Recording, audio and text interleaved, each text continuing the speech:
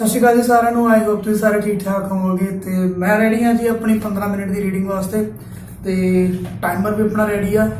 ਤੇ I hope ਤੁਸੀਂ ਵੀ ਆਪਣੇ ਵਾਸਤੇ ਟਾਈਮ ਜ਼ਰੂਰ ਕੱਢਿਆ ਹੋਵੇਗਾ ਰੀਡਿੰਗ ਕਰਨ ਵਾਸਤੇ। ਸੋ ਬਿਨਾਂ ਕਿਸੇ ਡਿਲੇ ਦੇ ਜੀ ਮੈਂ ਟਾਈਮਰ ਸਟਾਰਟ ਕਰਨ ਲੱਗਿਆ ਤੇ ਆਪਾਂ ਰੀਡਿੰਗ ਕਰਦੇ ਹਾਂ start.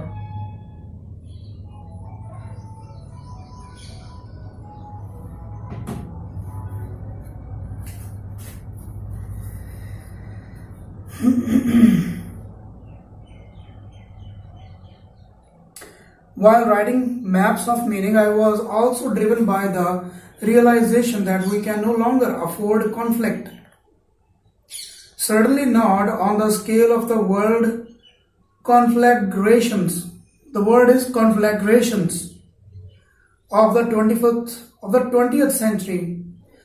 Certainly not on the scale of the world conflagrations of the 20th century. Our technologies of destruction have become too powerful. The potential consequences of war are literally apocalyptic. The potential consequences of war are literally apocalyptic.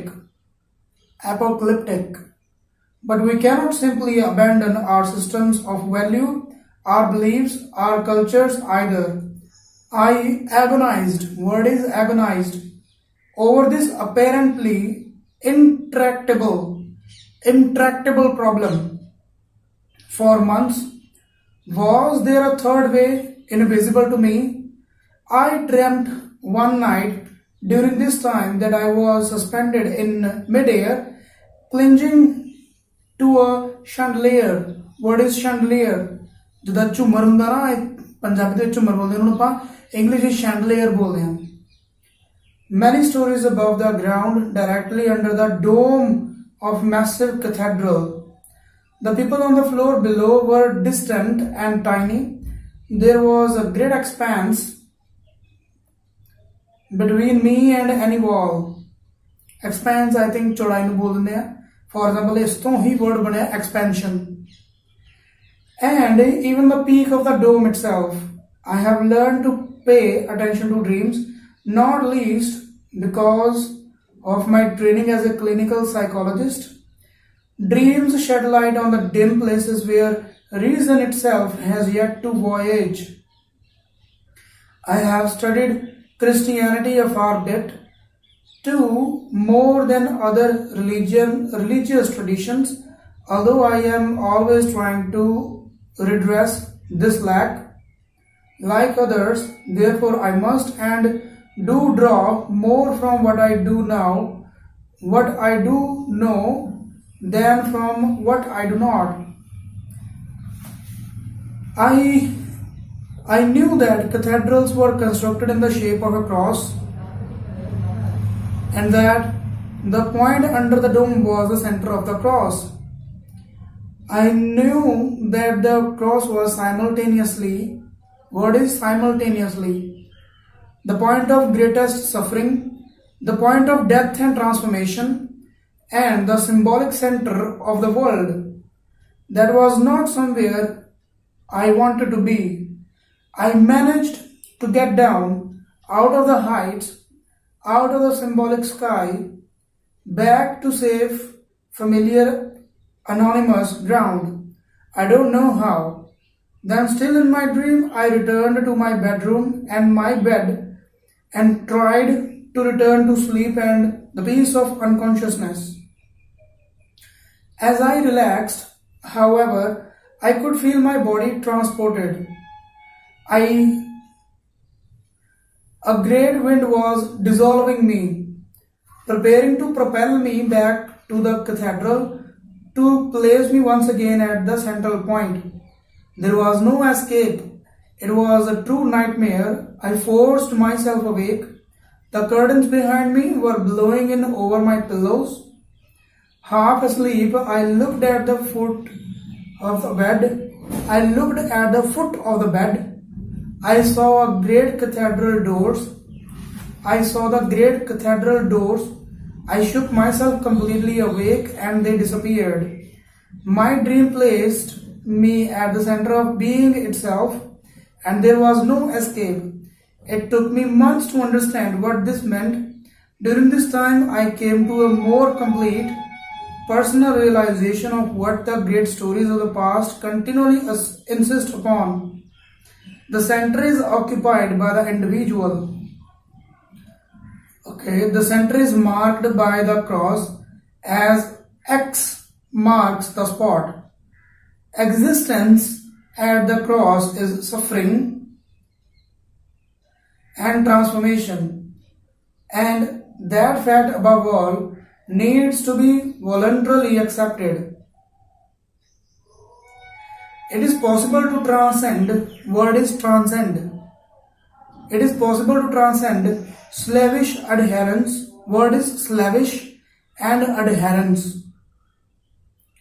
to the group and its doctrines, and simultaneously to avoid the pitfalls of its opposite extreme, nihilism.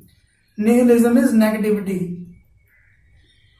It is possible instead to find sufficient meaning in individual consciousness and experience.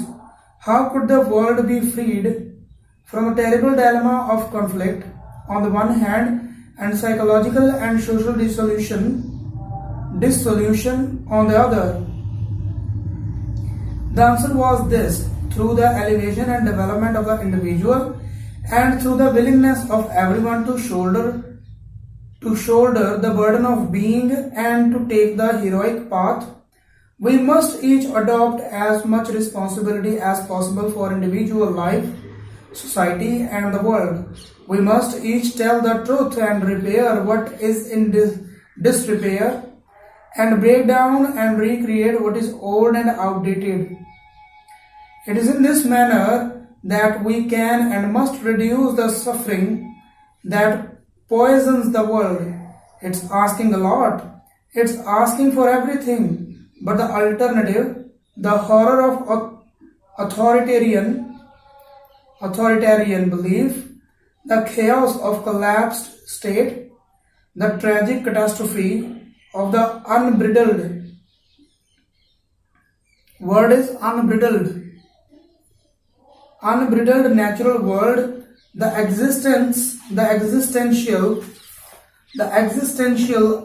angst. Word is angst. And weakness of the purposeless individual is clearly worse. I have been thinking and lecturing about such ideas for decades.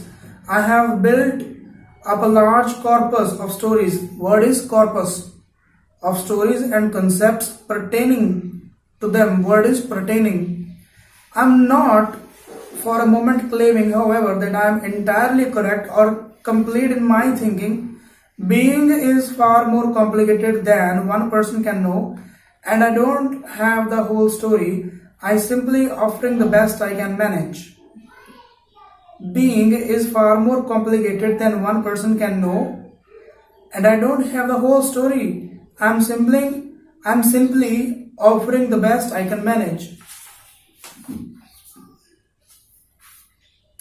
In any case, the consequence of all that previous research and thinking was the new essays which eventually become this book.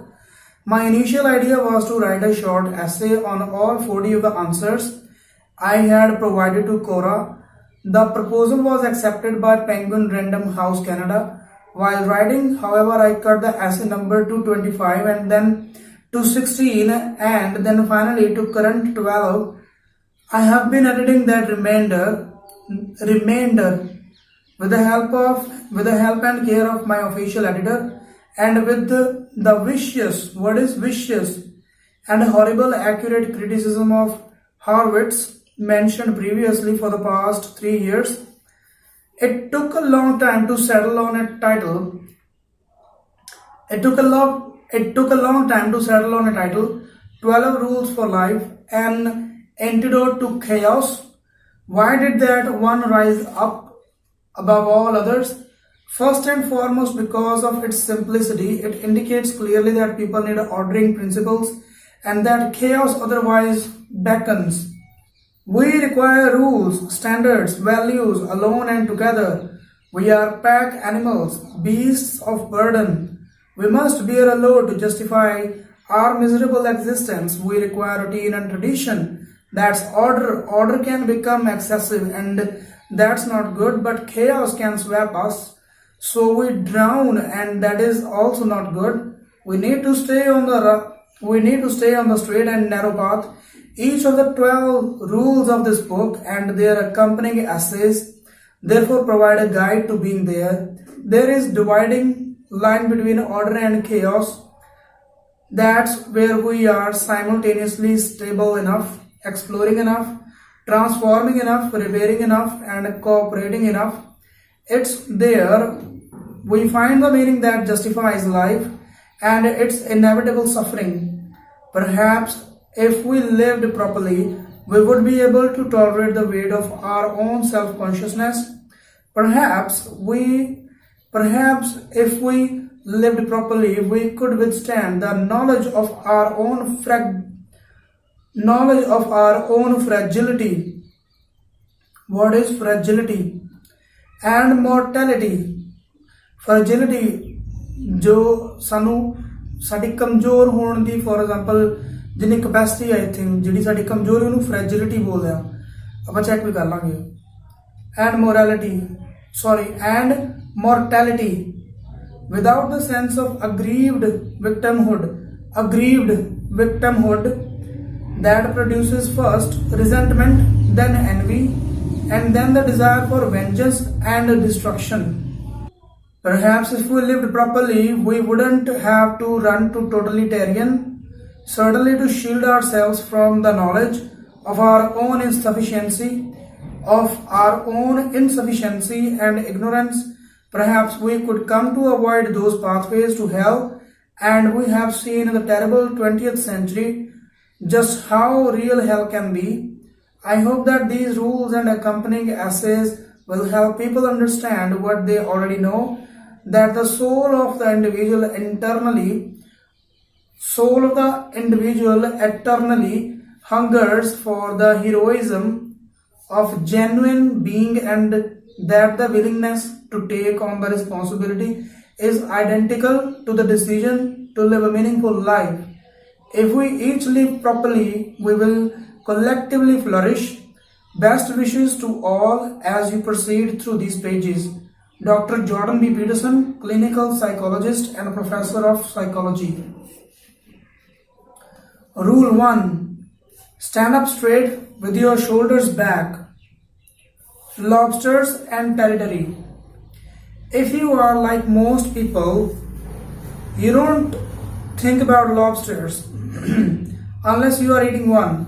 However, these interesting and delicious crustaceans, word is crustaceans, are very much worth considering. Their nervous system are comparatively system with large, easily observable neurons, the magic cells of the brain. Because of this, scientists have been able to map the neural circuitry, word is circuitry, of lobsters very accurately. This has helped us understand the structure and function of the brain and behavior of more complex animals, including human beings. Lobsters have more in common with you than you might think, particularly when you are feeling crabby. Haha. Lobsters live on the ocean floor. They need a home base down there, a range within which they hunt for prey and scavenge around. Word is scavenge, around for stray edible bits and pieces of whatever rains down from the continual chaos of carnage. Word is carnage, and death far above. They want somewhere secure where the hunting and the gathering is good. They want a home. हाँ जी, सो अपना alarm जिहड़ा आ वज गया ते अपने 15 minute हो गए पूरे. ਹੁਣ ਐਕਚੁਅਲੀ ਜਿਹੜੀ ਬੁੱਕ ਹੈ ਉਹ ਸਟਾਰਟ ਹੋਈ ਆ. ਸੋ ਇੰਨੇ ਜਿਹੜੇ ਪੇजेस ਸੀਗੇ ਐਕਚੁਅਲੀ ਥੋੜੀ ਜਿਹੀ ਉਹਦੀ ਬਰੀਫਿੰਗ ਦਿੱਤੀ ਉਹਨਾਂ ਨੇ, ਥੋੜੀ ਡਿਟੇਲ ਦੱਸੀ ਆ. ਉਹਨਾਂ ਦੇ ਕੁਝ ਫਰੈਂਡਸ ਨੇ ਉਹਨਾਂ ਬਾਰੇ ਲਿਖਿਆ, ਬਟ ਜੋ ਐਕਚੁਅਲ ਬੁੱਕ ਸਟਾਰਟ ਹੋਈ ਹੈ ਰੂਲ 1. ਬੁੱਕ ਦਾ ਨਾਮ ਹੈਗਾ 12 rules for life, antidote to ਖੇਓਸ, ਤੇ ਜਿਹੜਾ ਰੂਲ ਨੰਬਰ 1 ਹੈ ਜਾਂ ਪਹਿਲਾ ਰੂਲ ਆ ਉਹਦੀ ਗੱਲ ਇੱਥੋਂ ਸਟਾਰਟ ਹੋਈ ਆ। ਸੋ ਪਹਿਲਾ ਪੇਜ ਮੈਂ ਪੂਰਾ ਹੀ ਪੜ੍ਹ ਲਿਆ ਸੀਗਾ ਜਦੋਂ ਅਲਾਰਮ ਵੱਜਿਆ, ਤੇ ਸਹੀ ਹੈ ਜੀ, ਬਹੁਤ ਵਧੀਆ ਚੱਲਦੀ ਪਈ ਹੈ ਬੁੱਕ, ਤੇ ਆਈ ਹੋਪ ਤੁਸੀਂ ਵੀ ਇੰਜੋਏ ਕਰ ਰਹੇ ਹੋਵੋਗੇ। ਐਂਡ ਇੱਥੇ ਆਪਣਾ ਜਿਹੜਾ ਪਹਿਲਾ ਪੇਜ ਉਹ ਖਤਮ ਹੋ ਗਿਆ, ਠੀਕ ਹੈ ਜੀ। ਤੇ ਆਪਾਂ ਜਿਹੜਾ ਆ ਸੈਕਿੰਡ ਪੇਜ ਕੱਲ ਨੂੰ ਸਟਾਰਟ ਕਰਾਂਗੇ ਉੱਪਰੋਂ ਟੌਪ ਤੋਂ, ਤੇ ਆਪਾਂ ਵਿੱਚ ਇਹਦੇ ਬੁੱਕ ਮਾਰਕ ਟਾਈਪ ਇੱਕ ਪੇਜ ਰੱਖ ਦਿੱਤਾ ਆ। ਸੋ ਠੀਕ ਹੈ ਜੀ, ਇਹ ਸੀ ਅੱਜ ਦੀ ਮੇਰੀ 15 ਮਿੰਟ ਦੀ ਰੀਡਿੰਗ, ਤੇ ਕੱਲ ਮਿਲਾਂਗੇ ਆਪਾਂ ਅਗਲੀ ਰੀਡਿੰਗ ਦੇ ਨਾਲ।